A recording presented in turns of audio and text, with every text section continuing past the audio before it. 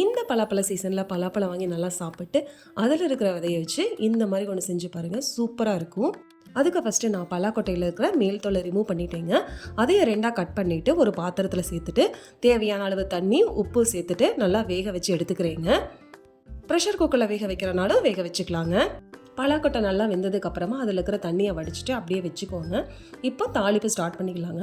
ஒரு பாத்திரத்தில் தேவையான அளவு எண்ணெய் ஆட் பண்ணியிருக்கோம். எண்ணெய் காஞ்சதும் கடுகு, கடலைப்பருப்பு, உளுந்தம்பருப்பு போட்டுக்கலாங்க. கடுகு நல்லா வெடிச்சதுக்கப்புறமா ஒரு பெரிய வெங்காயம் கட் பண்ணி ஆட் பண்ணியிருக்கேன். அது நல்லா வதங்கினதுக்கப்புறமா கட் பண்ணி வச்சுருக்க பச்சை மிளகா, கருவேப்பிலை சேர்த்துக்கலாங்க. கொஞ்சமாக இஞ்சி பூண்டு பேஸ்ட்டு ஆட் பண்ணிக்கலாங்க. இஞ்சி பூண்டு பச்சை வாசம் போனதுக்கப்புறமா தேவையான அளவு உப்பு, மட்டன் மசாலா, மஞ்சள் தூள் இதெல்லாத்தையும் சேர்த்துட்டு வதக்கிக்கலாங்க. இதுக்கப்புறம் நம்ம வேக வச்சுருக்க பலாக்கொட்டையும் சேர்த்துட்டு ஒரு கலரிக்கலாங்க. அதுக்கப்புறம் கொஞ்சமாக தண்ணி ஆட் பண்ணியிருக்கோம். ஏன்னா அப்போ தான் அந்த மசாலா எல்லாமே பார்த்திங்கன்னா அந்த பலாக்கொட்டையில் இறங்கும். இல்லைன்னா மேலே மட்டும்தான் மசாலா இருக்கும், உள்ளே பெருசாக இறங்காதுங்க.